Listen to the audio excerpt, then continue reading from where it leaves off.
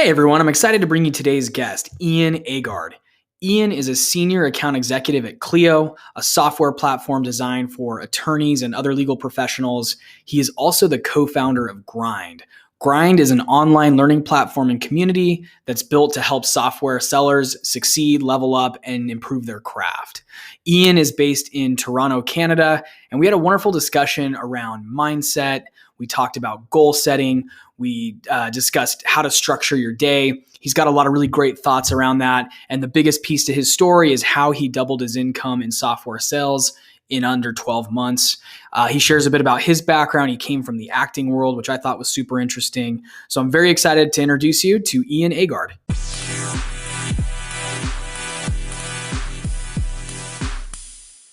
Ian, thanks so much for being on the show. Jesse, thank you so much for being on as a guest. I'm excited and honored to be on your show, your podcast. Yeah, so I want to just actually first of all share how you got in touch with me, because I really appreciate, and just for the listeners, I always appreciate any outreach on LinkedIn or any other mediums. My email is jesse@jessewoodbury.com, so feel free to shoot me an email too. But LinkedIn is probably my main go-to social network.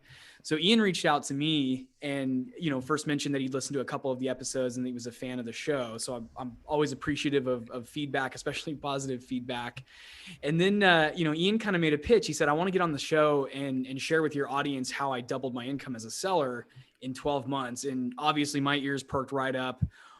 I've talked about this a lot before on the show, that we're all, we get into sales because of the money in a lot of ways. Of course, there's other motivators like helping customers achieve their goals and providing solutions to problems. Those are all motivators as well. But at the end of the day, one of the biggest, sort of indicators of success in sales and one of the big motivators is how much you can earn.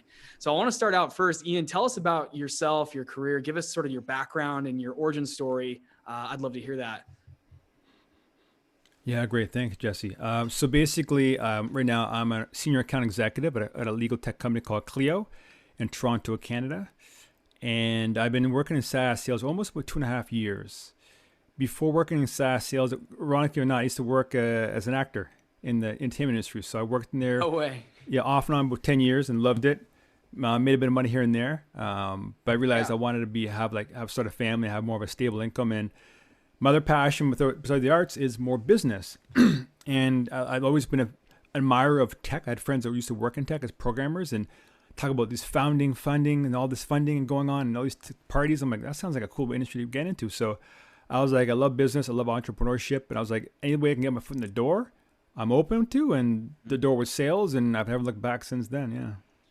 What was your first SaaS sales role, and how did you kind of get that door open? That's a question I get a lot from listeners. And I know when I was looking ahead at trying to get into the industry, it's a real tough industry to break into, but once you're in, it gets easier. But tell us about how you kind of got that first foot in the door. Funny, man. It was a grind. So funny enough, I was looking for jobs, and a lot of jobs would say SaaS sales. I was like, well, I don't know what SaaS sales is. And the ad even says, if you have to Google SaaS sales, don't apply to this job. I was No like, way. okay.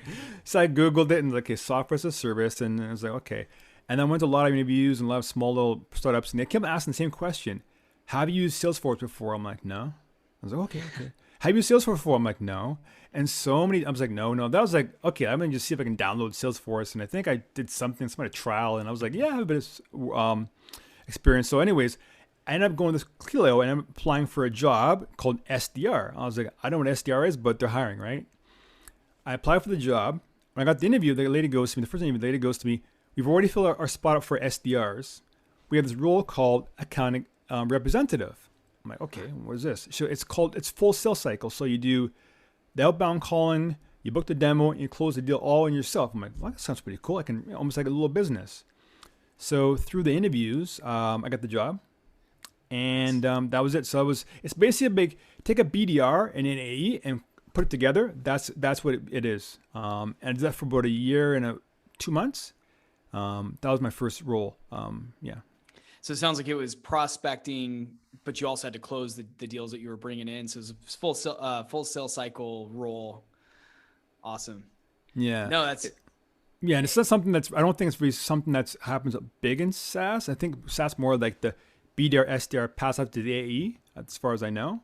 But maybe you can tell more about that. Is that kind of role exists in other parts that you've heard of, the full sales cycle? Yeah, and I've talked about this before in terms of my background, but so yeah, the trend these days tends to be you come in to a SaaS business as an SDR, you spend anywhere from, it depends on how quickly you can sort of ramp up, but anywhere from, let's say, 6 months in the role to a couple of years in some cases, before you're then advanced on to actually closing the deal. So you just kind of get your first couple of years of focus in just building pipelines, setting meetings, writing prospecting emails, making cold calls. But I actually didn't start as an SDR myself. I have a really interesting, so I started, my first software sales gig was a full sales cycle. So it was prospecting, outbounding, but they were small deals, like $100 per month SaaS subscriptions for an e-commerce shopping cart platform. And so I would actually just close the deals out too. And then when I wanted to transition into enterprise sales a couple years later, I actually took a step back and became an enterprise BDR or SDR so that I could get experience setting meetings and building pipeline against, more executive level stakeholders and buyers and things like that. So I kind of did it backwards, but I don't have any regrets. I actually am glad. I was glad to have first gotten the experience closing deals, because it's a different muscle that you're exercising when you're actually asking people to move forward and sign contracts and get deals done, and you're kind of doing the negotiations and closing versus the pipeline side of things. And I believe you got to have both of those skills to be a really stellar, enterprise account executive or field sales rep. You really want to know how to do both super well. So I feel like I got, a deep dive into both of those worlds. Yeah. And a lot of times younger professionals come to me and say, is there what's the best way to get in? There's probably no best way, but if you can get some sales experience somewhere, even if it's like going to work for, a telecom company or something in a retail store, where you're actually closing contracts and getting those next steps and things like that, I definitely recommend that. But of course, being an SDR is a really good spot too, because you get to master the pipeline generation, and especially if it's building amongst like executive level buyers and things like that. Usually that's, if you want to become a field AE or a field sales director at a big company like Qualtrics or Oracle or SAP or something like that, usually you got to have a little bit of that pipe building experience as an SDR. So sounds like you're more similar to me in the sense that you got to have some full deal cycle experience early on, but you also got to build your own pipeline. So you've got a nice, well-rounded skill set. Yeah. And it definitely helps out as an AE, as you're an AE, because like obviously sometimes you have to pick up that phone and build your pipe yourself, you're getting demos booked for you. So I think I see a lot of reps that I see where they've just been AEs their whole life, or that's been for such a long time. They're like, I will not pick up the phone. I'm better than that, And I'm like, I have no problem. I don't take this. I'm in cool calls. Hang up with me. That's where I came from. So yeah, having those skills definitely helps out as you go up the ladder. Yeah. That's one of my big philosophies is I never want to become complacent when it comes to building pipeline, especially the cold calling aspects. Cause I'm the same way. I have a lot of acquaintances. I've worked with a lot of reps that when they get to a certain point, they've been in the AE or a strategic AE or field AE role for so long, they feel like that should be handed to them in the form of warm leads. The world doesn't always work that way, especially if you're in a startup SaaS company or you're trying to build a SaaS company or something like that. It's just not super common. You've got to know how to build some pipeline and generate leads on your own. And so I've never lost touch with that. And that's one of the reasons I've stayed in startups, is because I have a skill set and a knack for that. And I actively make an effort. And right now is a good example because I'm actually already at my number for the quarter. Yeah. Oh, cool. But now I got to build for the next quarter and the next one and the next one.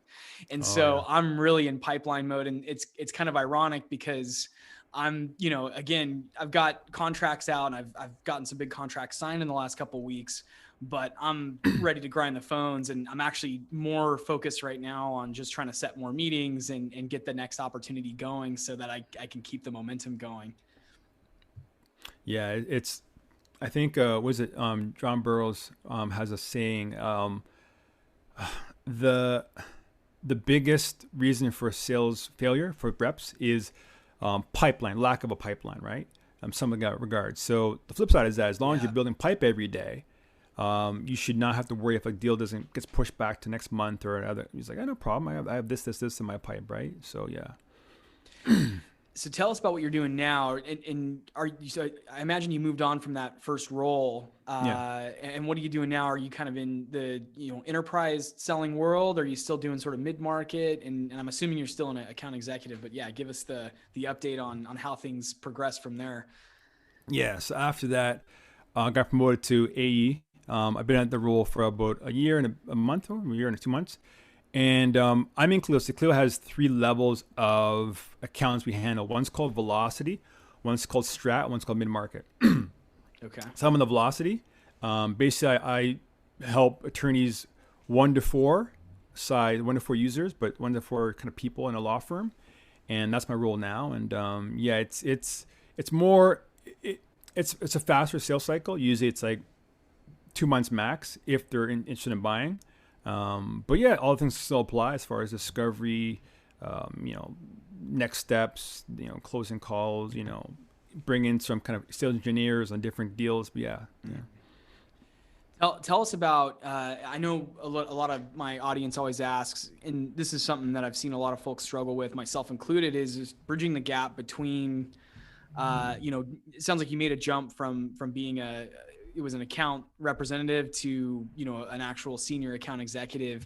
Yeah. What are some of the habits or practices that you implemented to kind of help yourself jump into that more senior role? Anything that jumps out? And I'm sure it's a combination of a lot of different things, but any, I guess, highlights there that you can share with the audience on what it took to get from, a lower level selling role to a higher one?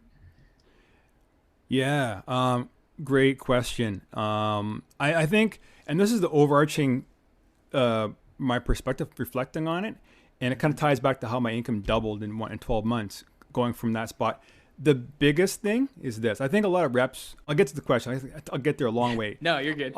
A lot of reps I find thinking, okay, if I can just get a better discovery question or get a better this, a better that, like some kind of tactical thing, then my life will be better. And I think that's the wrong approach to get at it.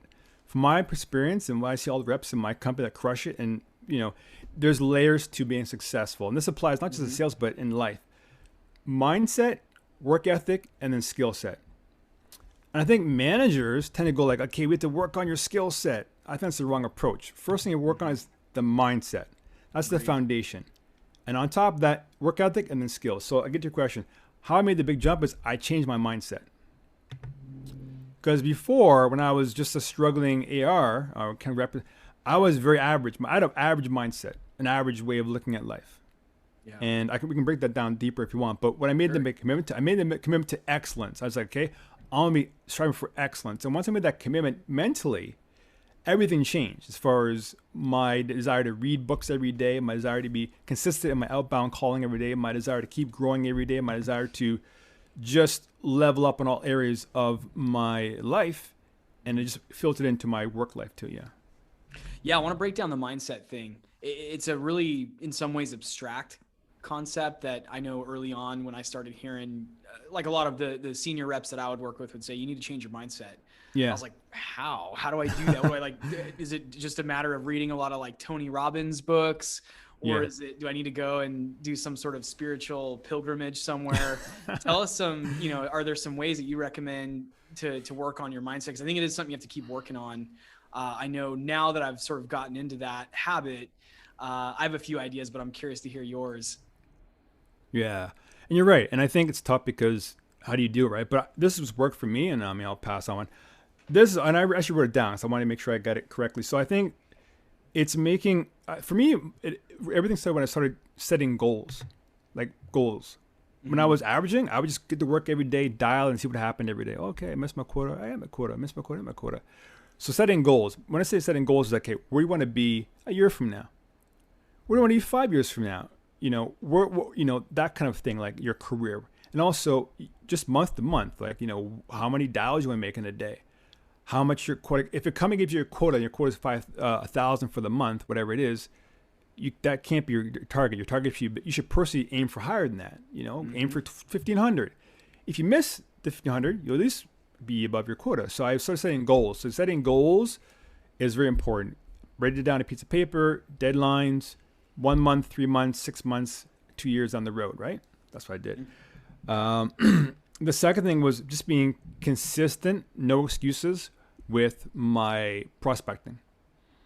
I'm a big believer in time blocking, so I time block all my prospecting and kind of, take from the book like Fanatical Prospecting by Jud Blount.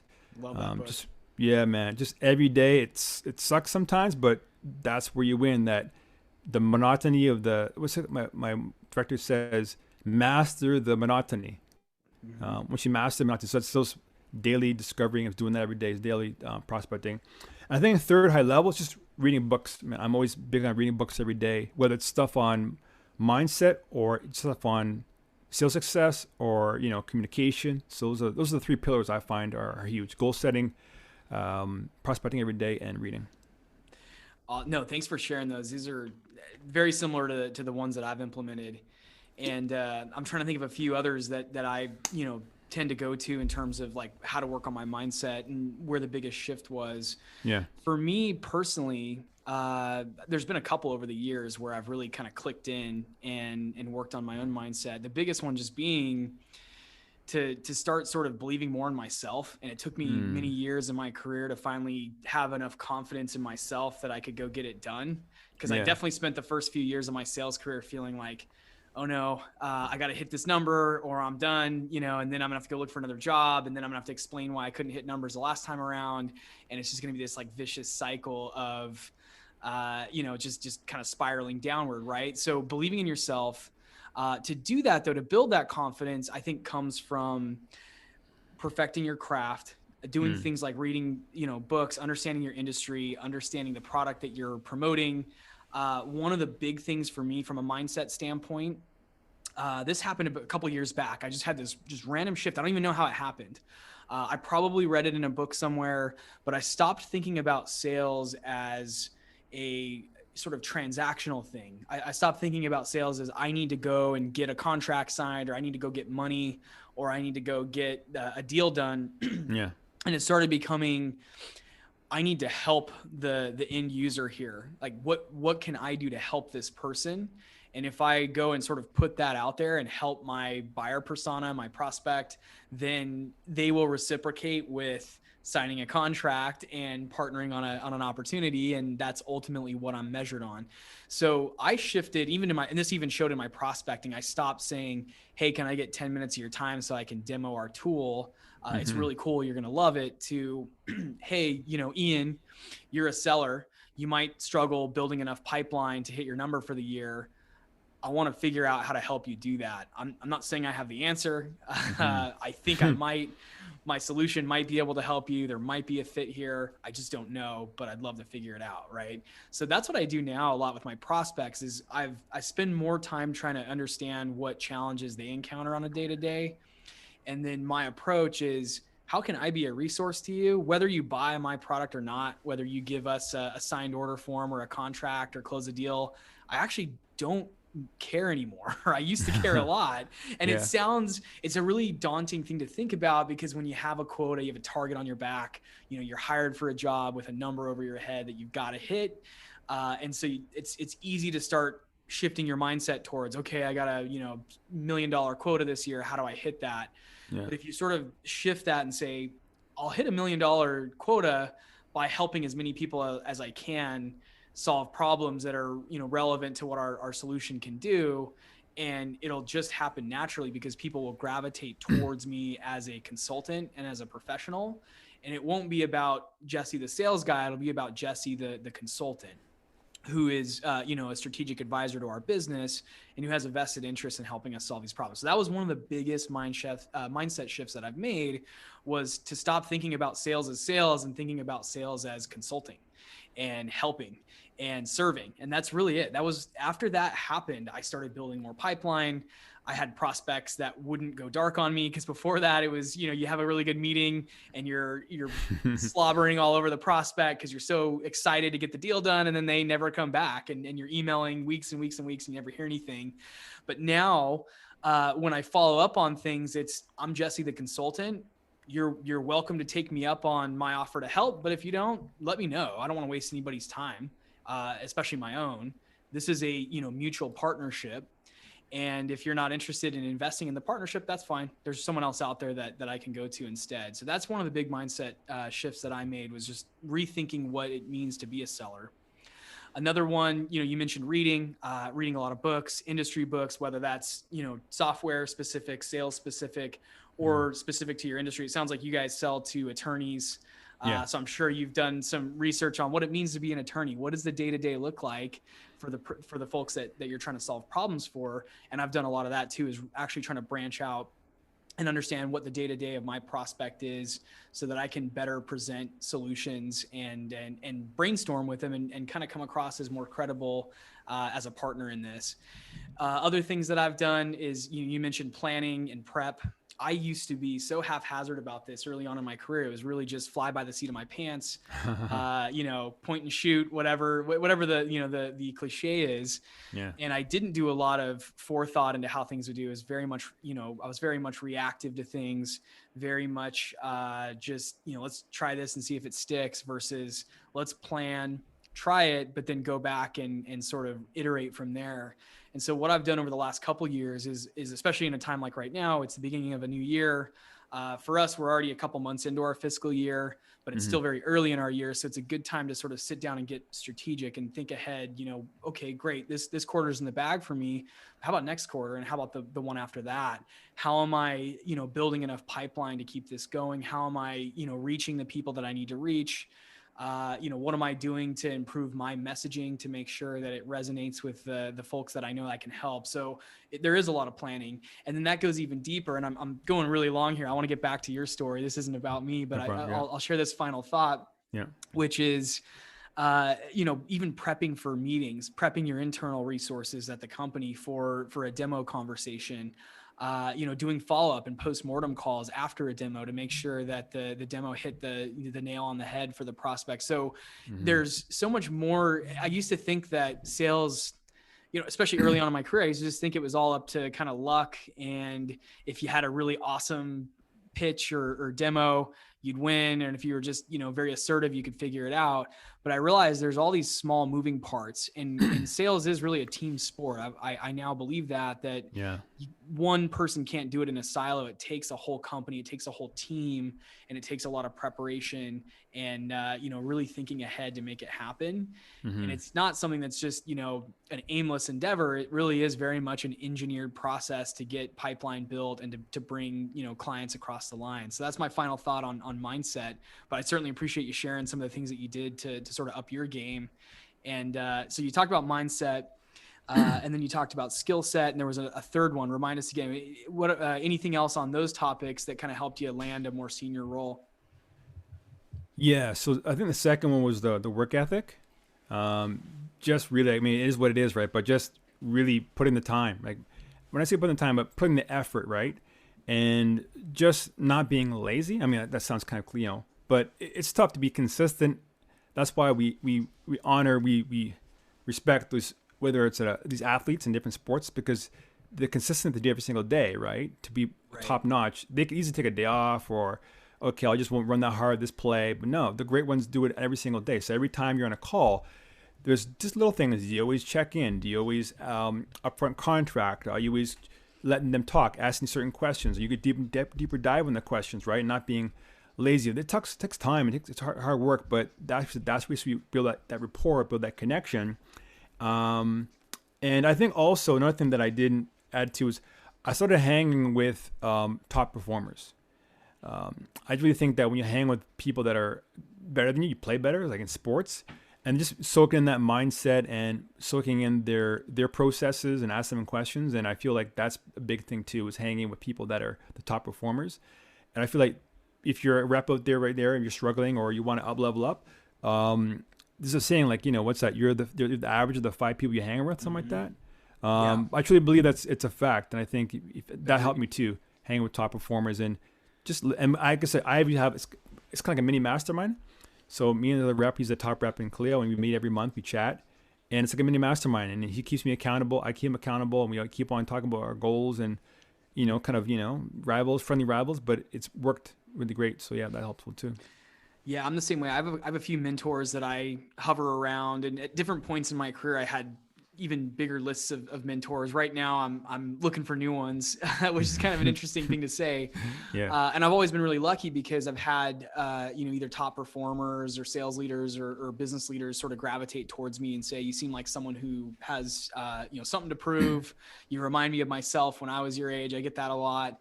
And so I've always been really fortunate to benefit from mentorship from people that had done it before. And I totally agree.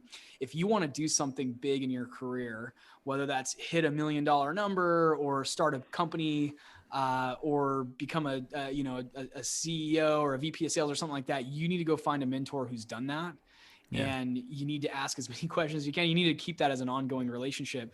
But to get a mentor, you also have to deliver some value back to them. So you need to get creative and figure out what you can offer them first, in some cases, to make it mutually beneficial, because I think mentorship is a two-way street. It's not necessarily just, hey, I'm Jesse and I need you to help me be successful. I'm not going to give you anything back. I just need your time and attention.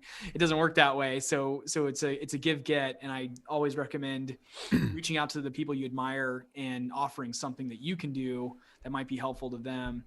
I love your commentary too about just kind of doing the monotony, because I think if some of the books I've read and podcasts I've listened to and things like that always break down top performers, whether that's in sports or business, or, really any other arena. And if you dig into kind of the work ethic of top elite performers, it comes down to just willingness to do the same thing every single day, all day, every day, being very disciplined and not wavering. Again, the top sports players, they've got to do this. They got to just get it down and completely dialed in. Same with top musicians, even like I was reading about a rock band recently that just, when they're doing a music video or something like that, they just practice the song over and over again, or they're going to do a live show or something like that. So that really, I think that crosses over into sales. If you're doing something every single day, whether it's cold calls, or trying to get as many demos and at-bats as possible, those repetitions and the consistency is going to ultimately pay off. So it sounds like you're someone who's pretty disciplined when it comes to carving out time on the calendar to do the basics, which are probably cold calling, sending some targeted emails, hunting for the right people at the companies you're going after, and so forth. Yeah, It's two things. One word you said that's very key is consistency. I can see when I was an average rep or was struggling, I was inconsistent in my outbound, inconsistent in just everything about my approach to the job. And I think once I was making it, okay, it's all about consistency, right? Because if you have the habits in place, more often than not over time, the results just happen, right? And you said something very, very interesting. You said something about another thing that I found that I started doing that's been helpful is, I'm not quite sure, every company's different, but we use Gong at Clio, and reviewing my calls and listening to my calls and listening to other people's calls, like that's just like gold.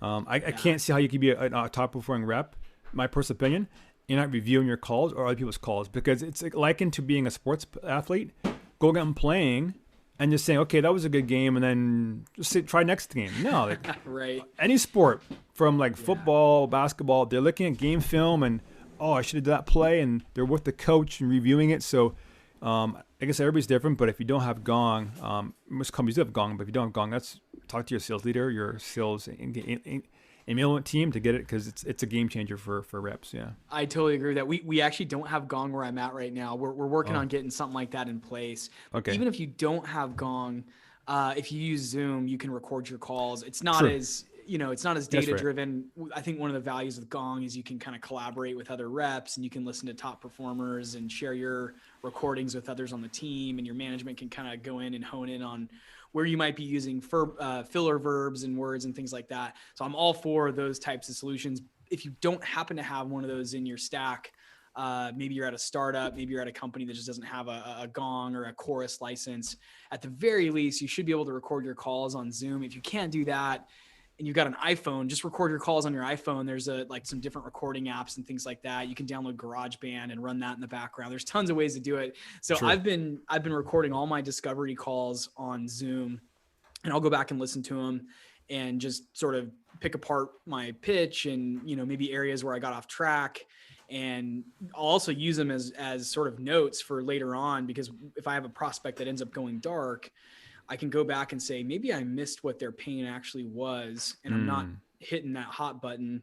And so I can go back and listen to them sort of provide an overview and, pay closer attention. It's hard to remember everything, even on a 30-minute discovery call. And sure, you can write notes down while you're listening, but it's hard to absorb all of it. So it's helpful to have those recordings so you can go back and hear your prospects may have said certain things, but the impression you got at the time was different than what was actually the pain points, right? And so you can kind of use those recordings to go back and say, actually, I want to follow up because it sounds like you guys are concerned about this, or, this is a priority, whatever it is. So I definitely recommend recording. I love that advice because I try to do the same, even without a Gong solution. Of course, if you have Gong or Chorus or one of the other ones in the market, awesome. You're in a great place that's supporting your development as a seller. Yeah. Mm-hmm. Definitely. Yeah. So tell us about, I know the topic of money is always a fun one for us sellers. I love it myself, and I'm always an open book when it comes to, the trajectory that I've seen in my career, which is far beyond what I thought I would achieve, frankly. So tell us about, doubling your income in a 12-month period. Was that, and I'm just curious, I'm going to ask the obvious elephant question in the room, which is, did you just get a nice base bump? A lot of people in software have very, very nice base salaries, and maybe they change to a role where their base is really aggressive. Or was that from, commissions from closing more deals, building more pipe? Tell us about, kind of the breakdown of where the doubling of income came from. And I'm just curious. Yeah. So there was a bit of a role check up promoted. So originally my base was originally was 40, then went to 45, right? But it's on top of that, it was just really improving my skill set because you have there's still a lot of quote I need to earn, right? If I didn't pick up the phone and do the work, I'd just be getting my base, right? So I think the biggest thing is I set myself, if I'm being straight honest with you, I set myself an income goal when I got into the role as an AE, and I said, okay, I want to do six figures by the end of the year. This is my goal. Told my manager that. He's like, we can do it. Sit down and gave me a game plan, and he was a top rep before I became manager. So he gave me a game plan what I needed to do, and from that point, and that's another thing too. I think, like I said, sales is a team game, and I think working with your manager is so key. We always talk at Clio. We're with the Bulls, and my manager's is Phil Jackson and back in the Bulls when they're in their heyday, right? And and we're all the Bulls, and we're going with the 6-peat, 7-peat, 3-peat, and having that kind of team environment there, and having my manager on the call sometimes if it's a difficult demo, but working with him. But yeah, I set an income goal to do 6 figures, and I was able to do it in 12 months. But yeah, apart from that, I was just putting the work in, having your income goal, being transparent with your manager, and he's like, okay, I want to get you there. Because obviously if I hit my goals, he's hitting his goals, right? So everybody wins, right? Yeah. So collaborating with people, especially your manager. I look at more as my business partner than my manager. That's a really good, so back to the topic of mindset, I think that's a really good mindset to get into is your manager's not working against you. They're, just like you said, they're interested in your success because it's their financial success and their career success as well.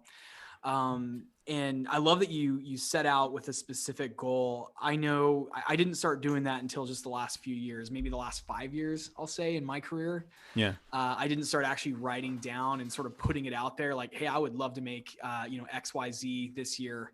And, that probably started actually pretty modestly, just early on, my goal was always to clear 6 figures at some point. And, I think I probably achieved that about 5 years ago.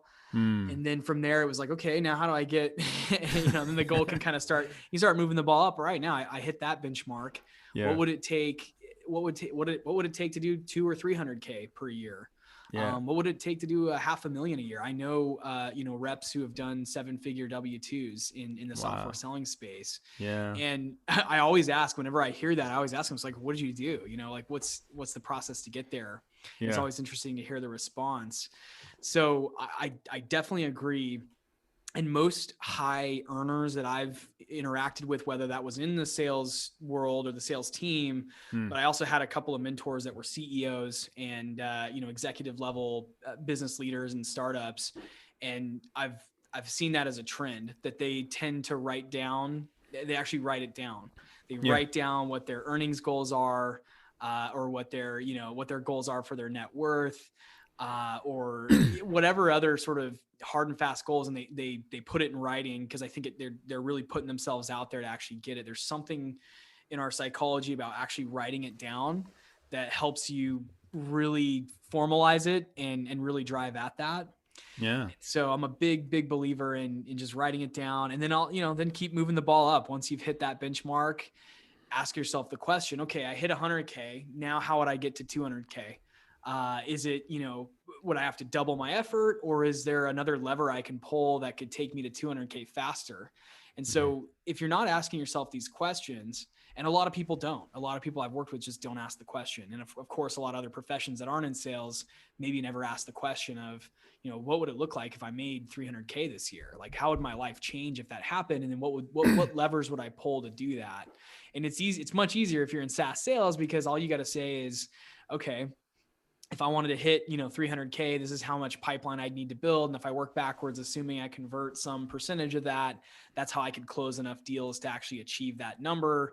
Then you got to factor in taxes and things like that, which, I won't get boring on anybody here, but I've actually gone through exercises like that for myself. And I've got an earnings calculator. I ought to probably share this somewhere, but if you're listening, email me, I'll send you my earnings calculator.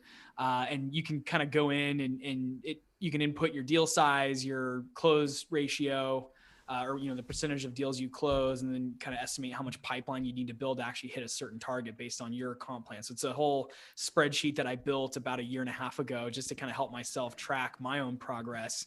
And it's totally open spreadsheet, so I'm happy to share it with anybody who wants to go in and do that exercise. It's all customizable based on deal sizes and close ratios and things like that.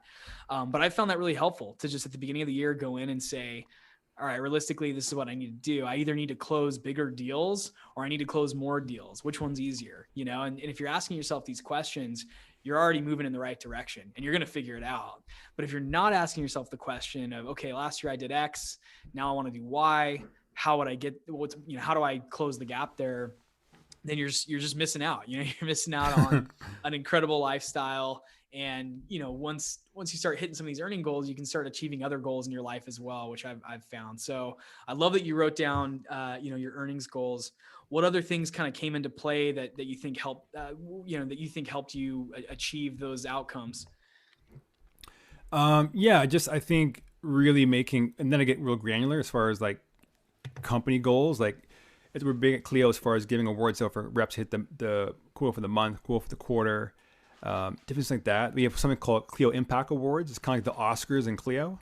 So just having these goals. I mean, I'm a big goal person. Like I said, I don't know anybody that successful that I know that's not goals. But you said something that was very interesting. And then I wanted to talk about. You were talking about the income goals, and what was it? Seven-figure W-2s, or go ahead. Yeah. Okay. So, we also have to you break down a plan, right? A plan, right? So you have to plan it out, right? And, here's what I'm saying. Okay. So here's the thing that I realized, right? So the first time I worked at Clio, the first year, we had this like company retreat. We all go into the, to get away, all the employees, and they sit down and they have this thing called OKRs, like the goals for the year of the company. And then how they're going to get there. I was like, well, this is pretty cool. And I'm like, okay, let's work towards it. Then I realized the second year, I was like, well, I should have my own OKRs. I mean, I should think I'm a company, I'm a business. So if you're in sales, the first thing you think about is you're your own business. And even if you're working in a business, you're your own business. The company you work for has goals.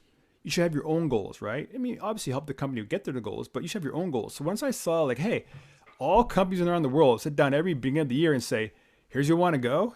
Here's how we're going to get there. Well, I'll do this for myself. Here's where I want to go.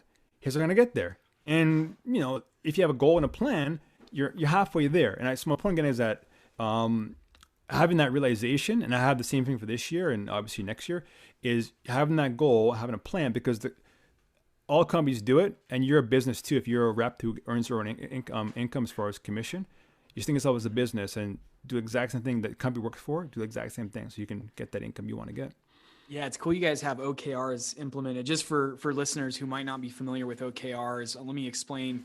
So, and you can learn all about these on your own. You don't have to work for a company that has this in practice, but it's a very popular goal setting methodology that a lot of tech companies use. It actually, I have the book right here behind me on the bookshelf. If you want to check out the book, it's called Measure What Matters by John Doerr. And the background is John was a venture capitalist, I believe, in the Bay Area, and he helped a handful of companies implement OKRs. And OKR stands for Objective Key Result. And in my opinion, and I've used it at different companies. In my current company, we don't have OKRs implemented as a methodology yet. We may at some point put that in place. But on a personal level, you can still do it and pick up the book, Measure What Matters. It'll teach you exactly how to structure them. But it's one of the most simple ways to set goals, because you just outline an objective, and then off to the side, you put what would a key result look like that proves that you met that objective, right? So if the objective is, and you kind of have to make them, they're a little nuanced, because you can't just say objective is to make 100K per year. Although you could say objective is to make 100K per year as a seller. Key result would be, okay, there's 100K that came into your bank account over the course of a year, maybe before taxes. But then you can kind of break out the steps that it might take to get to that 100K. So to get to 100K, I might need to close this many businesses. I might need to close this size of a deal. And to do that, I need to also, keep going back a step and say, okay, to do that, I probably need to make this many phone calls a day. You can really kind of start working backwards to get yourself to that number. So I highly recommend the OKR model. I know that's what Google and a handful of other really large tech companies use. He has a bunch of great case studies in the book on how to implement them. And then, build yourself a really simple spreadsheet that just says, my objective would be to do this, and I would know that I achieved that because of these key results. And here's how to, sort of achieve that objective ultimately. It's just kind of the micro goals that would help me to get there. So super cool. Yeah. I guess it's not always financial. Your OKR might be, I want to be a manager or team lead or go from SDR to AE, whatever it is, right? That's, and then just break down the things you need to do. And then just be disciplined on that. And, usually things work out if you're consistent and the time is there, right? So, yeah. Absolutely. I'm trying to think what else. So OKRs, setting goals, having a plan to get there. Anything else that you've done to ensure that you kind of hit that financial goal specifically? I think there's two other things that I do, me personally. I think when I was, this might sound kind of silly, but this is what it is.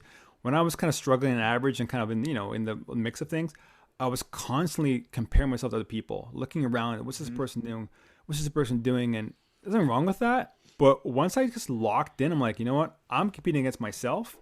Yep. I always try to do better myself. I mean, beat myself. So if I hit whatever, say for example, I hit $1,000 for the month MRR, how can I do 1,200?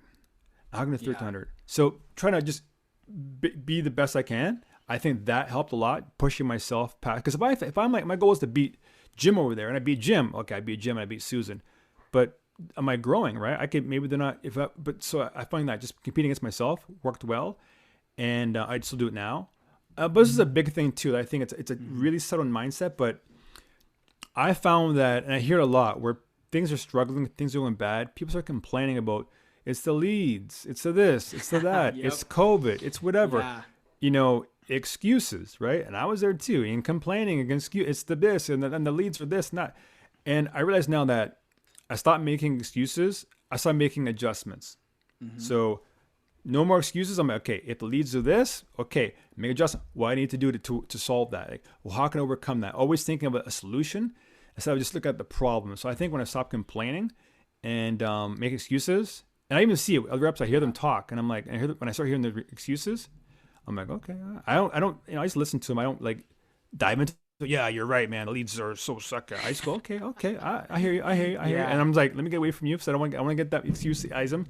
And I'm not perfect. Put it this way, I get it too. I get the thought bubble, like, oh man, if only this. I'm like, okay, I catch myself. Okay, there's an excuse in.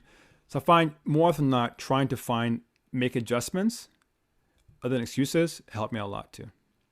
100%. And I know I think it's Jason Limkin of SaaS always calls it compare and despair. And I've of course been guilty of that in the past and still sometimes in the present. I always try to perish the thought really quickly. If there's ever a moment where I'm like, no, it's the leads, or it's because so-and-so closed that deal because they're just lucky, or, they were in the right place at the right time. I won't deny that there's a lot of luck also in this game, definitely. but I do believe that, luck is kind of a function of being prepared, pursuing the goals that you have and really kind of trying to position yourself to find success. But yeah, I think you're exactly right. If you tend to lean towards negativity, which I've been guilty of and I'm sometimes still guilty of, then, a good mindset exercise or a good practice is to really try to wipe those thoughts away as quickly as possible so that you don't dwell on them and don't spend too much time, focused on the negative or focused on the victim mentality. And it's funny, I have a really great mentor. This is, someone who's actually had a multiple 7-figure W-2s and has done, incredibly well in his sales career. I won't drop his name, but when I asked him, I said, so what does it take to have a 7-figure, earnings year as an elite seller in software? Like what did you do that year that was different maybe than other years? And he was quick to say it wasn't anything specific that I did that year. It was a, kind of combination of things over many years and skills that I built.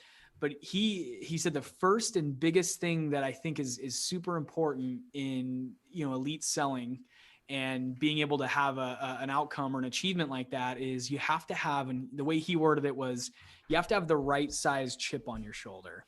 And I was like, what does that even mean? Wow. And he said, well, some people walk around with a really big chip on their shoulder and they're a victim. Everyone's always wronged them.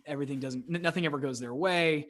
And if you have too big of a chip on your shoulder, then you're just going to be consumed by all the negativity, and your own mindset's going to deteriorate and you're ultimately not going to be successful, because you're going to be too focused on that victim mentality and all the negativity that surrounds you. Right. If your chip is too small, then you're not going to have enough fire in the belly to actually go out and do the hard things that we've already talked about, making daily phone calls, cold calls, writing the emails, doing the daily grind, the monotony every single day. If you don't have if you have a small chip on your shoulder, you're probably not going to push yourself into sort of the discomfort that's required in order to really achieve those big results. So he always said, I had to have the right size chip on my shoulder, just the right size. Too big, then you're too negative. Too small, then you don't have enough drive to actually go get it done. So it was not what I expected when I asked the question. I was really sort of looking for some more tactical advice on, so what does it take to have like a 7-figure earnings year? Yeah. And what I got was, you have to have the right size chip on your shoulder. And, back to our earlier discussion, I think that's something you can work on. And it really does come down to mindset. If you feel like you have too big of a chip on your shoulder and you're always negative and you're always feeling like the victim, work on that. Figure out how to shift your mindset to be more positive. Now, the harder one is actually if your chip is too small and you're just not, you don't have that fire in the belly to go out and get it done. If you have a hard time motivating yourself to go do the hard things that are required to actually be successful, that's actually a tougher challenge to solve. It will take some mindset, but it'll probably take some, getting used to getting out of your comfort zone and getting it done. So I thought that was really interesting, but I love what you're saying about, negative mindset being, eliminating a negative mindset being key in helping you achieve, not only sales goals, but of course, financial goals. Yeah, it's huge. It's huge. And it's something that if you're in the thick of it, you don't realize it. But once you get out, you can spot it a mile away. Oh, okay, I see that. And I'm not perfect. I work on it every single day. And as you probably do the same thing. But once you recognize the difference, you can at least know when you're in it, you can come back out of it, sort of thing. Yeah. Awesome. So we're shifting gears a little bit here, but I wanted to learn a little bit about Grind. I know you're the co-founder of Grind. Tell the audience a bit about what that is. It looks like you're doing that in tandem to your senior AE role at Clio. I'm a big fan of side hustles. Of course, I have this podcast as my current side hustle, but I've dabbled in a bunch of different things over the years. So I'm sure you're a pretty busy guy, but tell us what you're working on with Grind. Yeah, thank you. So Grind basically it's an online learning platform and forum for SaaS sales professionals.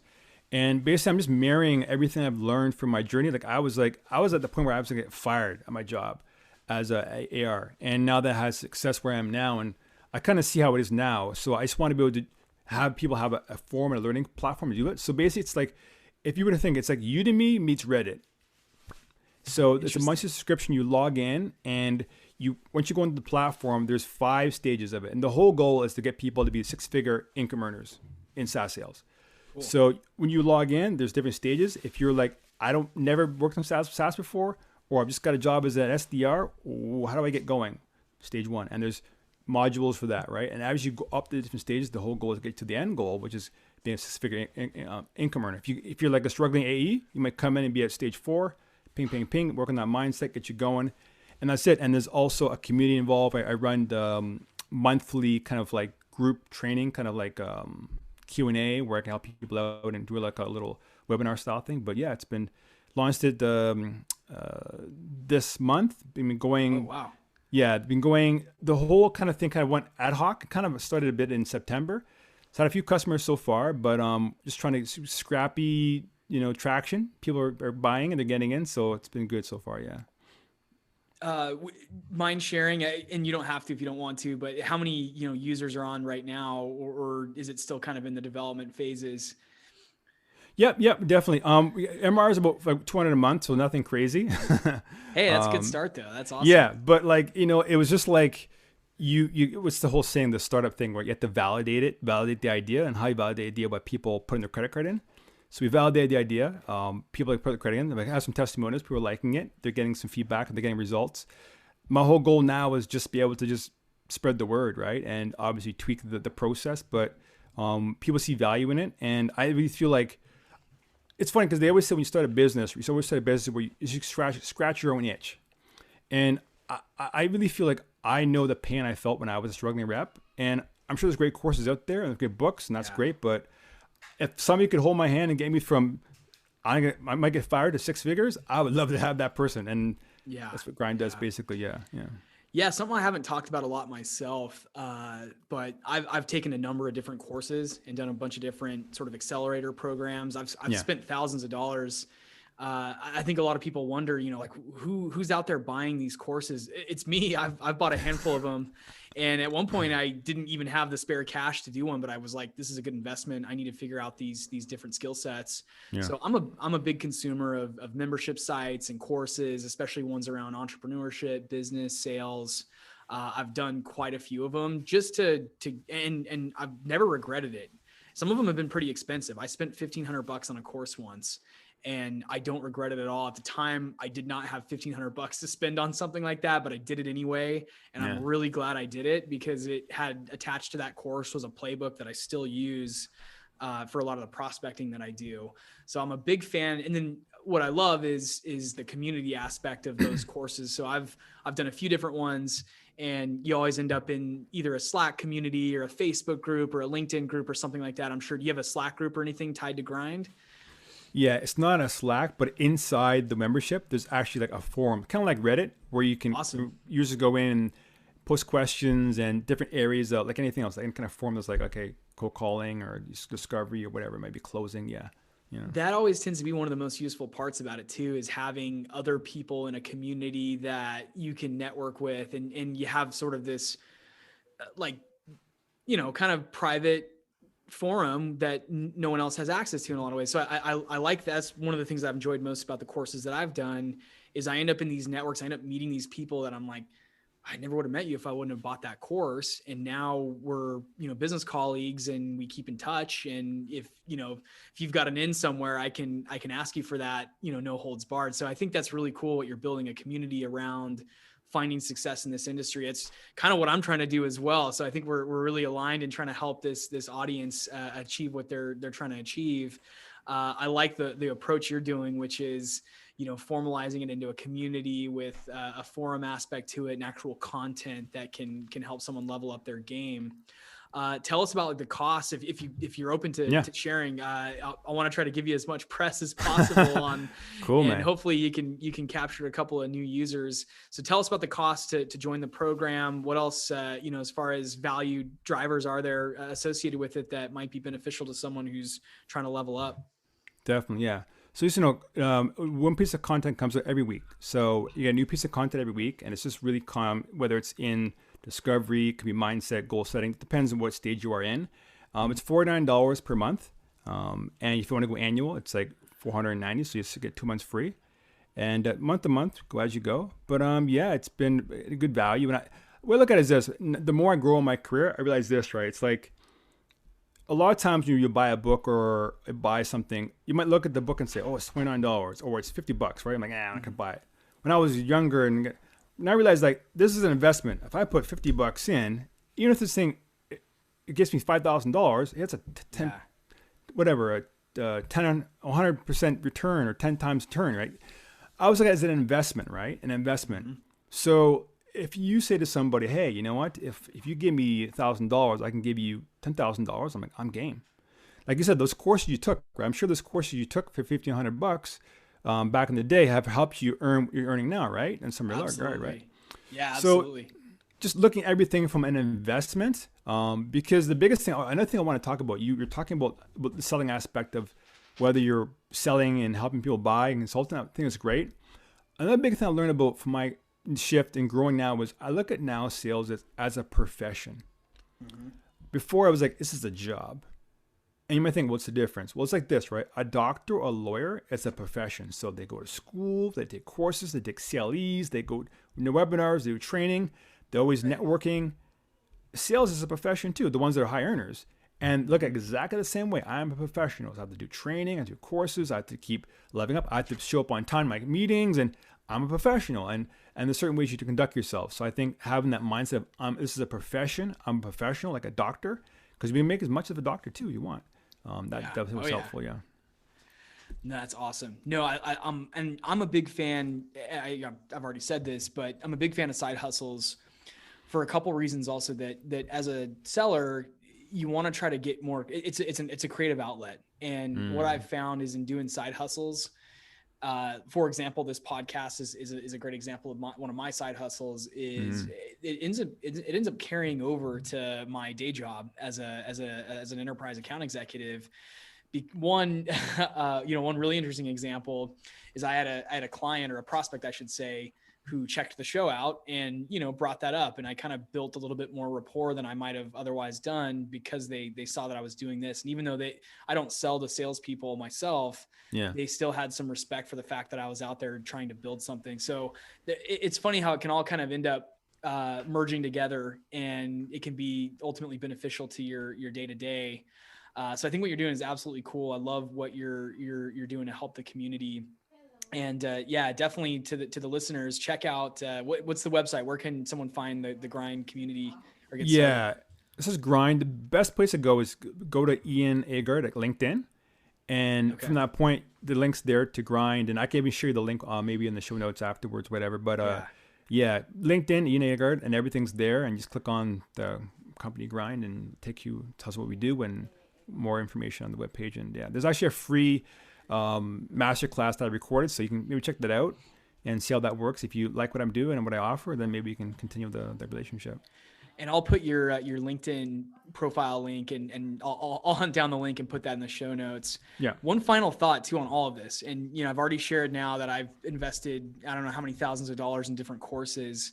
I think there's a lot of people that out there have the mindset of, well, this is the internet has so much free information. For example, this podcast is free. No one has to pay to listen to this. There's tons of books that, ebooks out there. There's blog pieces. There's tons of things like that. There's websites. Why would I need to go pay to be part of the Grind membership program? Or why would I need to go pay $49 a month? My thought on that, and if you have that mindset, think about it this way. If you didn't pay for your own college, and I know there's a lot of people out there that didn't pay for their own college, but I guarantee that the folks that paid for their own schooling probably hustled a lot harder than the ones that didn't, because it was their money going into their education. So I think there is a psychology in it, like you said, investing in yourself, having to have some skin in the game, which is you're paying for something on an ongoing basis. It's a reminder. Imagine if you had a free gym membership. How often do you think you'd go to the gym? Probably not very often, but I know when I've had a, expensive gym membership, it's I got to go because I'm investing money in this. And that's my sort of forcing function to go get it done. And so definitely invest in yourself. I think it's really the best investment you can make. Sure, you could put money into stocks or crypto or real estate or any other thing, but really the biggest returns that I've seen didn't come from the stock market, haven't come from real estate yet, but have been in me investing in my skill set, because that can translate into bigger commission checks, higher base salaries, and if not those things, a bigger equity stake in the company you're working at, being better at negotiating and different things like that. Those are skills that are just invaluable when it comes to growing your earnings and increasing your net worth and things like that. So I'm a big, if you have that mindset of, oh, there's tons of free content on the internet, I'm not going to pay $45 a month to be part of this, you're missing out on the community aspect of it. You're missing out on putting some skin in the game and really investing in yourself, and paying that monthly will be a reminder to you that you need to take action, because you've got skin in the game. You're making an investment and you want to make sure that investment is profitable. And that's exactly how I approach the courses and the membership sites and communities that I've paid for. Is this is an investment. I expect a return on this investment in some way. But me putting my own personal money into this is, me putting skin in the game and investing in myself. And there's a lot of other thought leaders out there that say the same thing. So I'm not sharing anything that's revolutionary or new here. It's human psychology 101. But if there's anyone out there who's like, $49 a month, come on. I'm telling you, $49 a month is pretty reasonable for an investment in yourself. And I like the monthly model, because it's a monthly reminder that you got to keep capitalizing on that investment. Thank you, Jesse. That you spot on, man. You spot on. You if I would have been sold if I was. So you got me. But I love the whole thing of skin the game, 100%. Right, you skin the game. That changes everything, right? Yeah. Well, awesome, man. I know we're here on an hour. One final question would just be, where's Ian going next? What's the kind of next big venture? You've got the AE role at Clio. Sounds like you're hitting your financial targets. You've got grind, and you're growing the community and the business there. What's in the next couple of years? What can we expect? Well, I'll be transparent. Yeah, I mean, if everything goes the way I want it to be, I mean, I can't control what I can control, but I'd love to be full-time doing grind. I really feel that, I guess I love being entrepreneurial. I have no desire to be a manager, or leadership. I respect that. It's not my thing. But to build grind, to be a community where it grows and grows. Like, I see these online platforms like Udemy and stuff, and Linden Learning, and I see the value they add to people's lives. And if we can have grind being a little bit niche that grows and have that full time and grow, that's my plan, man. That's my focus. I love that. That's fantastic. And I wish you the best of luck in growing that. And if there's anything I can do to help, you know where to find me. Any final thoughts or words of wisdom you care to share with the audience about sales, life, business, entrepreneurship, anything? Final words of wisdom. Yeah, maybe two things, right? Just commit to excellence. Anybody that you respect, a musician, a sports athlete. Right now, I'm a big Aaron Rodgers fan. I'm watching this guy play. Mm-hmm. I'm like, why is this guy so good? He commits to excellence. He has a higher standard than the guy. He's not super. He's a talented guy, but is he 10 times talented guy beside him? No, but it's excellence. So commit to excellence. And number two, the more you learn, the more you earn. I totally agree. Well, Ian, thank you so much for joining today. I love your story, love what you're building, and I know the audience will benefit from this as well. So I can't say thank you enough, especially because it's late night Friday night for you out there in Toronto. So appreciate you being on the show, man. Thank you, Jesse. Thank you. I love your energy. I love your vibe. You got good things going on, and I'm glad you're doing your hustle, and keep doing your thing. And you have a lot of value to add to people's lives. I learned a lot today just from hearing you talk on this podcast. Awesome.